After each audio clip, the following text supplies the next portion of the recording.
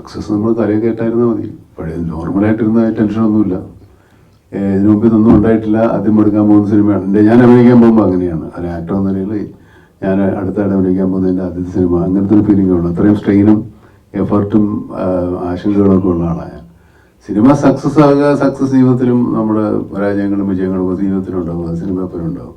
അപ്പം ഞാനിപ്പോൾ ഈ 42 400 സിനിമകൾ അഭിനയിച്ചത് എല്ലാം സക്സസ്ഫുൾ അല്ല, എല്ലാം ഫെയിലിയറും ഇല്ല. അപ്പം അതൊക്കെ നമ്മുടെ ജീവിതത്തിൽ ഉണ്ടാകുന്ന പോലെ തന്നെ സിനിമയിലും ഉണ്ടാവും.